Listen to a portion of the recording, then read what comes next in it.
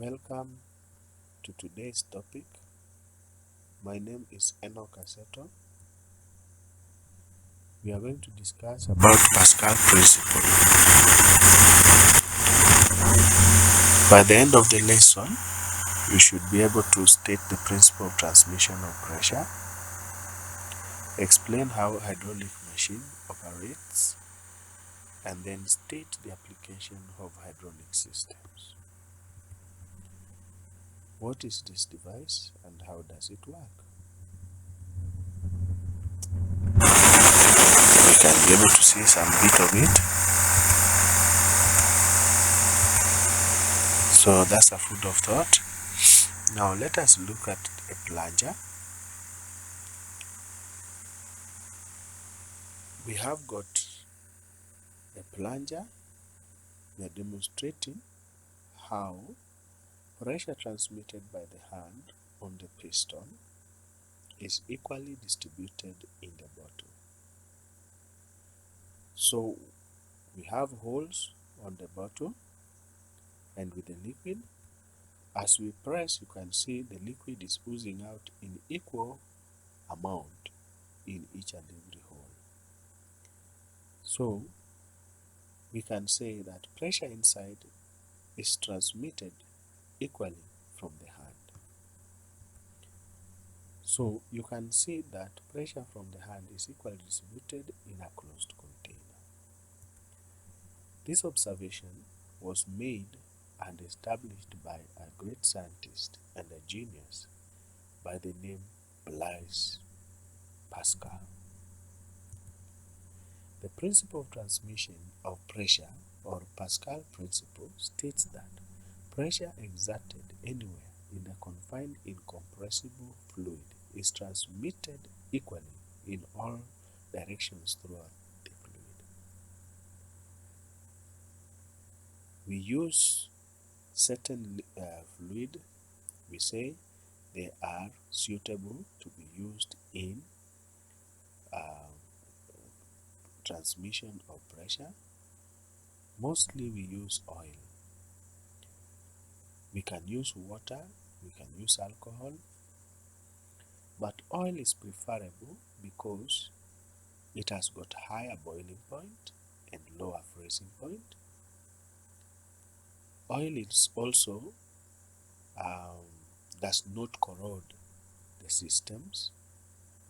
As you know, water can cause corrosion due to formation of the rust. So, the Pascal principle has been applied in many hydraulic machines, majorly to multiply force. Below is a simple demonstration on how the principle is applied. So we have got the hydraulic system there. We are using 3 grams, and we are going to see how much force or how much weight or mass can be lifted by 30 grams. So in order for us to know that, we need to know the area of the smaller side. We have got the large and the smaller end of the enclosed system. So the area of the smaller side is 0.001 square meters. We have the force that is applied. We convert 30 grams into force to get 0.03 newtons, and that gives us 300 newtons per square meter.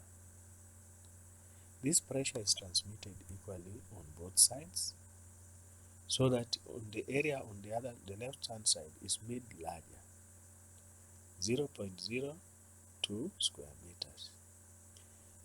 Since the pressure is the same throughout, the pressure there is 300 newtons per square meters. To get the weight or the amount of mass that is lifted by the weight on the left, we multiply that pressure by area, and we get 6 newtons. So you've seen how we multiply the force using hydraulic system. So generally, the formula can be derived using this system. Pressure 1, which is equals to force 1 over area 1, is equals to pressure 2 which is the same as force 2 over area 2. We equate the two to get the pressure formula.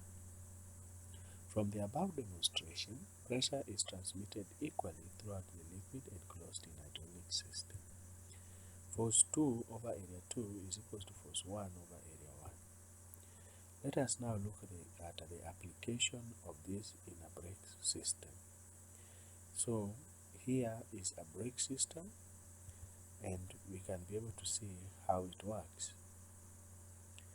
A brake system works with a very simple mechanism of hydraulic system. When the brake pedal is pressed that way, a small force is applied on the brake pedal. It pushes the piston or the master cylinder outwards. This produces a pressure that is equally transmitted by the brake fluid to the piston of the slave cylinder. So the piston then pushes the brake shoe and the brake lining outwards. The brake lining touches and stops the wheel drum, as you can be able to see. The return spring returns the brake shoes back to the original position. So with that, other hydraulic systems include hydraulic jacks, hydraulic lifts. So a question: for a hydraulic device, a piston has a cross-sectional area of 30 square centimeters, moving an incompressible liquid with a force of 60 newtons. The other end of a hydraulic pipe is attached to a second piston with 60 square centimeters cross-sectional area. Calculate the force on the second piston. Let's collect the data. We have force 1 is 60 newtons, area 1 30 square centimeters, area 2 60 square centimeters. So if we insert in our formula, we now get force 2 is equals to area 2 times force 1 over area 1. Therefore, 60 times 60 divided by 30 gives us 120 newtons. Very easy. So this is your homework. You can be able to go and do it. You can read it.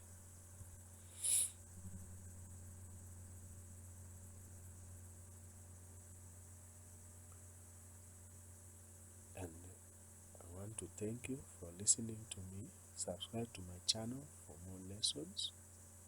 Welcome.